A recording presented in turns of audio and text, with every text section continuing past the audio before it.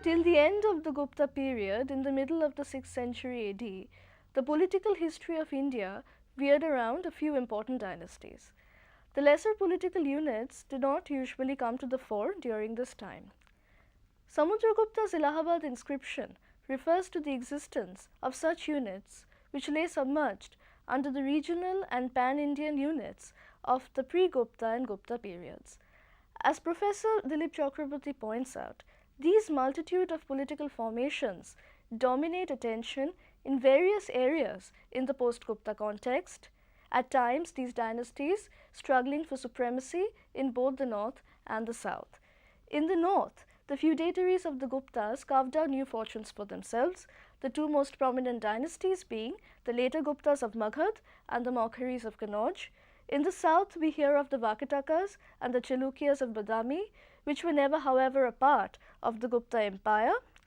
The Maitrakas of Vallabhi and the Pushyabhutis of Thaneswar were to rise to eminence towards the end of this period, which is now commonly known as early India.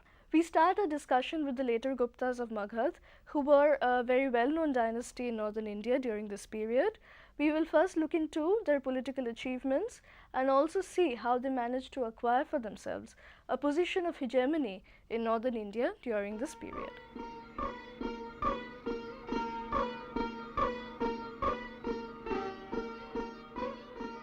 The intermediary period between the fall of the imperial Guptas, the Huna invasions and the rise of Harsha in 7th century AD saw the rise of a number of powerful kingdoms in northern India.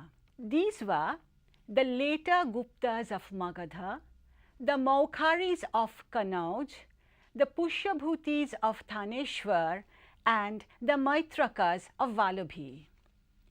Now, for our sources of information regarding a study of these kingdoms, we have various epigraphic inscriptions like the Afsa inscription of Gaya, the Deorkar inscription, plus we also have references to these power struggles that ensued among them in Bana's Harsha Charita and Kadambari. Now, with regard to the later Guptas of Magadh, the first question that arises in our mind is, did the later Guptas of Magadh really have any familial link with the imperial Guptas? In other words, were the later Guptas really descendants of the imperial Guptas? Now, the names Kumaragupta and Devagupta occurring in both these ruling houses might suggest that the later Guptas of Magadh were probably direct descendants of the imperial Guptas. But on the other hand, we have other theories which prove just the opposite. For example, the panegyrists of the descendants of Kumaragupta never mention that there was any link between them, that is the later Guptas of Magadha, and the imperial Guptas. Certainly, these writers who were constantly trying to eulogize their patrons would obviously mention such a matter if it did exist. They would certainly try to connect them or link them to their illustrious ancestry, but they do not do so.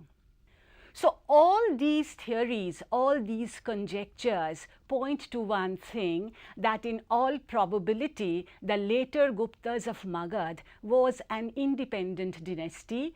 It probably had some indirect connection with a smaller branch of the imperial Guptas, but it had an independent existence of its own, and it was an independent ruling house.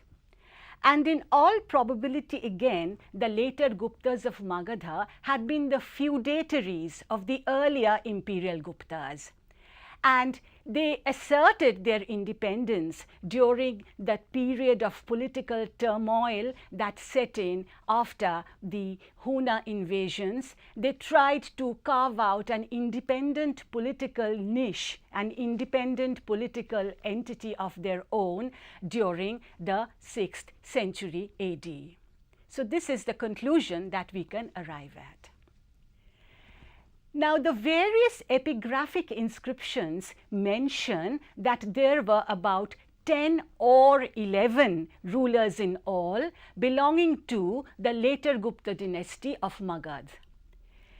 The founder of the later Gupta dynasty was, however, a person called Krishna Gupta, and he was probably not a very important ruler because we hardly find any detailed account of his activities.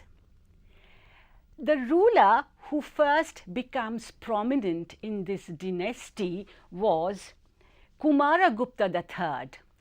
And Kumaragupta III, during his reign, we find that there was the emergence of new power conflicts in northern India, and lot of newly risen powers, newly emergent political powers, they were now coming into rivalries with each other, and Kumaragupta III was caught in this vortex. In the first place, we have the name of the Gauras of Bengal. Now, the Gauras of Western Bengal so far had remained on the periphery. They had not shown any interest in mainstream politics of northern India. They lived on the territory, on the sea coast, and they had very little interest in North Indian politics. But suddenly, the Gauras of West Bengal were drawn into this power struggle. Secondly, there were the Andhras. The Andhras, especially under their great ruler Madhava Varman of the Vishnu Kundin dynasty. The Andhras were also similarly drawn into this vortex of power politics. Thirdly, we have a mention of the Sulikas. Now, who were the Sulikas? The Sulikas have been identified with the more famous name as the Chalukyas. The Sulikas were none else but the Chalukyas. So, thirdly, we have the Chalukyas. And lastly or fourthly, we have another very new emerging power in the region of Kannauj in the upper Ganges valley. They were the Maukharis. So, these were the four powers that were becoming very important from the time of Kumaragupta III, the Gauras of Bengal, the Andhras under their powerful leader Madhava Varman, the Maukharis of Kannauj in the upper Gangetic valley, and one must remember that this was a very fertile region from the agricultural point of view. Not only was it important from the point of view of agriculture, but it had some very important connecting trade routes. So, economically this was a very important region, and the Maukharis had come to dominate this region. So, this was the entire Gupta period, the entire later Gupta period, that is spanning from the 6th to the 7th century. And apart from the fact that this period saw the emergence of great power conflict among these various emerging kingdoms, we also notice that this was a period when agriculture really flourished. Economically, this was a very prosperous period. It did not see the decline of trade. North India did not witness the decline of trade in the post imperial Gupta period. No, and there was enough evidence to show that there was very intensive trade connection between, say for example, Persia and India, a fact that has been researched by historian Champaka Lakshmi, and she categorically states that there was some connection between Persia and India on the economic front. Another thing to remember about this period is that for the first time, two powers from eastern India, that is Kamarupa, which can be roughly corresponding with Assam now, Kamarupa and Gaura of West Bengal, these were for the first time moving gradually into central politics. They had for so long remained on the periphery, right? And Gaura, it commanded important rivers, and gradually it was beginning to be realized by the rulers of Gaura as well as Kamarupa that the upper Gangetic Valley was a very rich area, was a very fertile area. So there was a gradual desire on the part of these rulers to establish their sway over this region, because economically that was a very fertile region. So what conclusion can we arrive at? That these two powers no longer remained on the periphery, they were gradually moving into center, and a political rivalry was gradually beginning for the possession of the upper Gangetic Valley, and there was a shift of the peripheral power to the core area.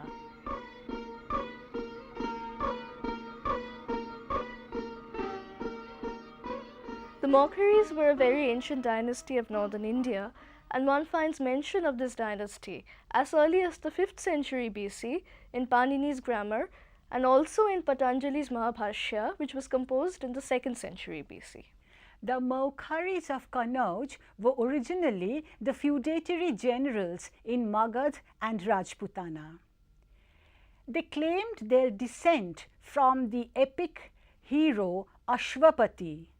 Now, this was possibly an indirect allusion to the fact that their original profession was cavalry officers or cavalry soldiers. Hence, the use of the name Ashwapati or Lord of the Horse.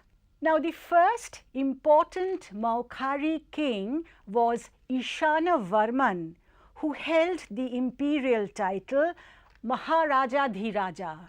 This is significant because it indicated an imperial ambition in them, which was probably not present in the policies of the later Guptas of Magadha. Now, from a record dating 554 AD, we know that Ishana Varman won a number of victories over the Andhras, the Sulikas or the Chalukyas, and the Gaudas. Now, apart from Ishana Varman, we also come across the names of three other Maukhari rulers. They were Sara Varman, Avanti Varman, and Groha Varman. Groha Varman was killed in an ensuing battle between Devagupta and the Maukharis, and his widow Rajyashri was now put in the prison of Kannauj.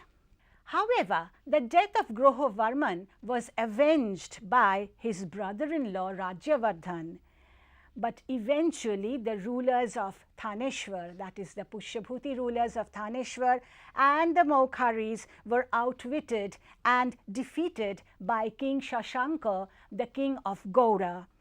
Not much is known about the cultural activities of the Maukhari rulers. We do know that there was large agricultural expansion during this entire period.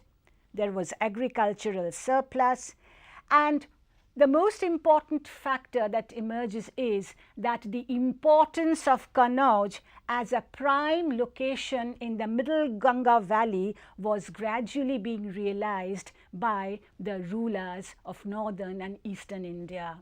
That was the net result of the Maukhari rule over Kannauj during this period. For nearly 100 years, the Vakatakas, with their capital at Nandivardhan, ensured peace and tranquility over central India and also re-established the orthodox social structure which had suffered considerable battering at the hands of the Kushanas and the Yavanas.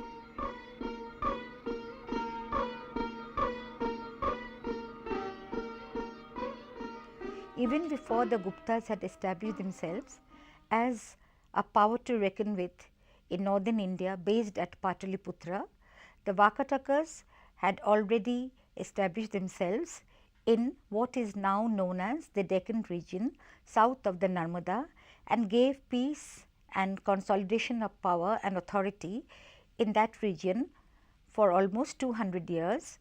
There were two dynasties or two branches of the Vakatakas, and together they ruled over the Trans-Narmada region for 200 years. It was normally believed that the Vakatakas were a northern dynasty as the Puranas had mentioned it, and K. P. Jaiswal also formulated that they ruled at a place called Vakataka, but no such place had been discovered as yet, and the first time the word Vakataka appears was on a 3rd century AD pillar found at Amaravati.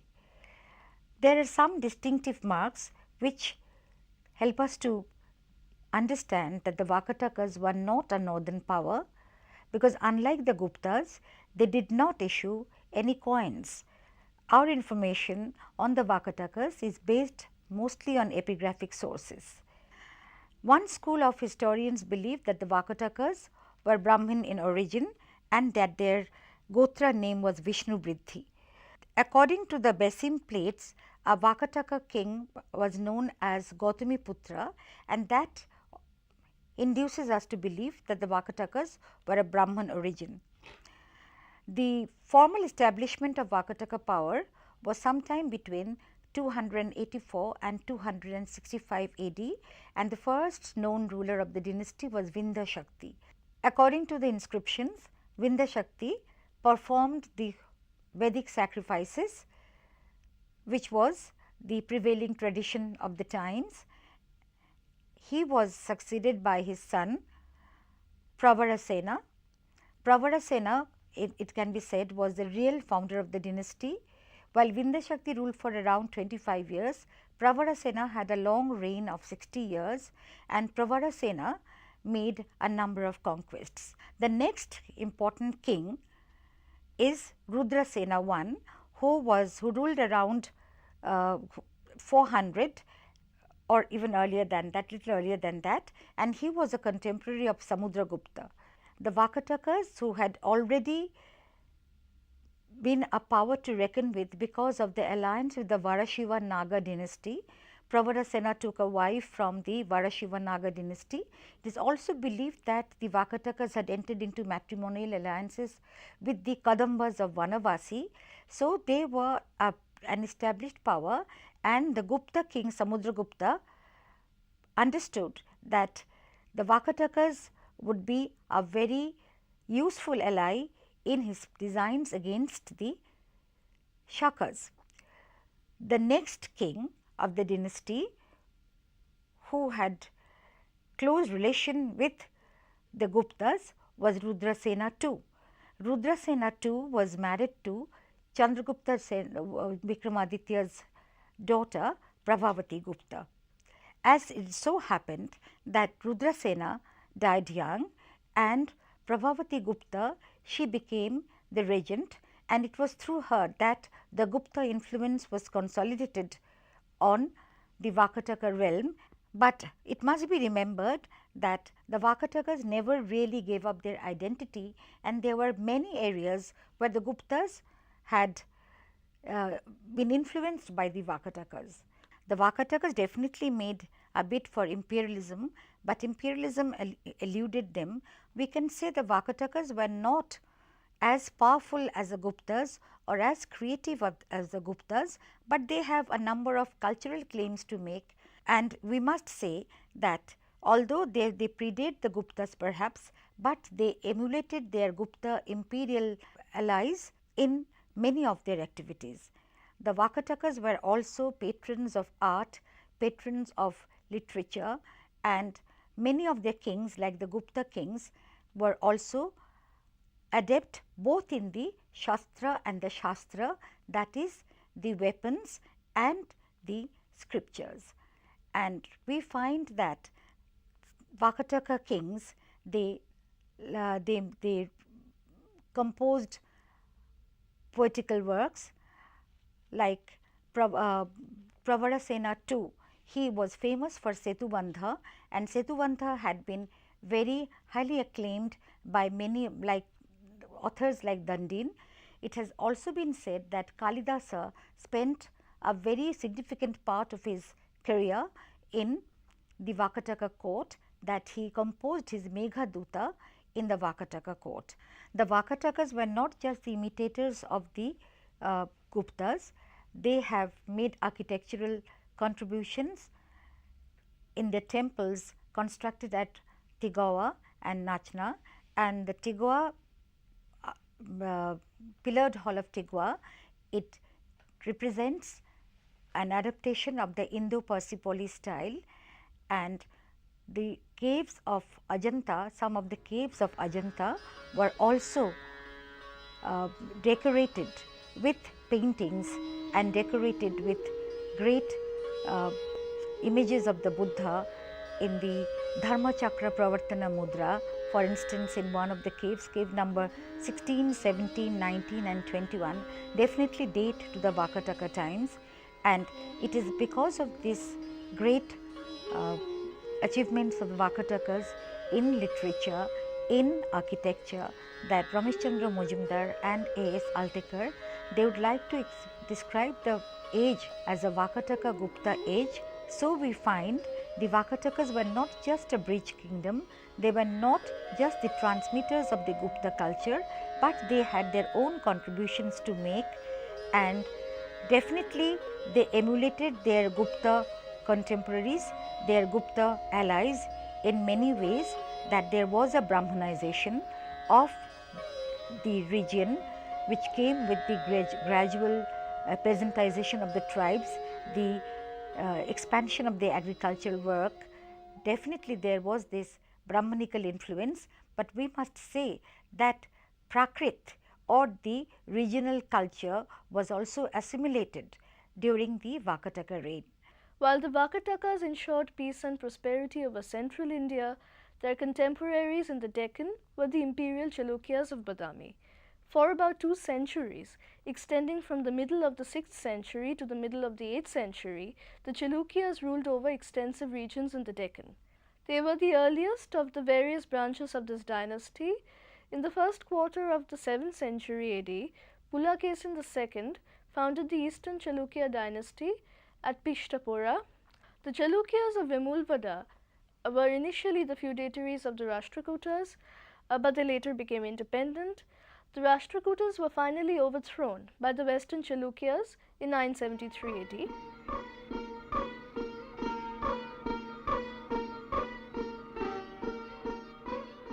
From about the middle of the 6th to the middle of the 8th century, an extensive area of the Deccan were under the Chalukyas of Badami. The other branches being the Chalukyas of Vengi, the Chalukyas of Vemulvar, who were the feudatories of the Rashtrakutas, and the later Chalukyas of Kollani, who overthrew the Rashtrakutas in 973 AD. Sources for this study include inscriptions engraved on stone slabs, pillars and copper plates. There is little room for doubt that the Chalukyas were an indigenous Canaries family, and they claim to be of Kshatriya origin. Swansang refers to Pulakesin as Kshatriya by birth. They have been variously identified with the Gujaras, the Chulika people of Uttarapatha, the Sogdians, the Shulkis of the Haraha inscriptions, who have been identified with the Shulkis of Orissa. The Chalukyas, moreover, have claimed that they are Haritiputtas of the Manabha Gotra. Their family god was Vishnu, but we know that they patronized Jain and Shaiva sects, and some of them also adopted the religion. The first important ruler of the family was Pulokesin first. His dates are 535 to 66 AD. He was the first Maharaja of the family and may be considered as the real founder. He fortified the hill of Badami into a strong fortress in 543-4 AD. One of the first exploits of Pulokesin was the overthrow of the Kadambas from their capital Vanavasi. Then the Alupas of South Kannada and the Gongas of Mysore were forced to surrender. The Gongo king Durbinito gave his daughter in marriage to Pulokesin, and she became the mother of the next king Vikramaditya I. The Morjos of North Konkan were once again forced to submit by an attack on their capital at Puri, which has been referred to as the Lokki of the Western Ocean. The fame of Pulokesin's arms and the news of Harsha's growing power induced the Latos, the Malavas and the Gongos to offer their submission, and in this way Pulokesin's boundary in the north extended to the river Mahi. Now, when Harsha sought to invade the Deccan, Pulokesin met him on the bank of the Narmada and defeated him. This was the first time that the mighty northern emperor was defeated in the hands of a southern enemy. The Chalukyas are known to have been great patrons of art and architecture. While formerly scholars were of the opinion that they just imitated the Pallava style, but now it has been recognized that they had a unique creative style of their own. Badami, the royal seat of the Chalukyas, contains a number of shrines which are both excavated and structural and are of singular interest for architectural details. More important are the 3 caves excavated at Badami. They are beautiful cave temples. Though the facade is very plain, the interior is renowned for the architectural designs and sculptures. In the interior we find pillars of various designs and a profusion of sculptures and carvings. It has been claimed that the Chalukyas sculptors were great creators of Hindu iconography. In this connection, we may also mention Jaina caves at Badami and Aihole, both of which appear to have been dated from about the middle of the 7th century AD. Some Buddhist caves were also excavated by the Chalukyas. Besides Aihole, there are temples at Badami and Pattadakal. Vinayaditya built the magnificent temple of Shiva under the name Vijayeshwar at Pattadakal in Badami district. The rivalry between the later Guptas and the Mokharis and the consequent participation of Gaur and Kamrup in the political race was definitely for the mastery over the most fertile region of the country, the Ganga Valley. The Mokharis fell, but their capital at Kannauj became the most coveted possession for any aspirant of political domination in northern India because of its prime location in the middle Ganga Valley.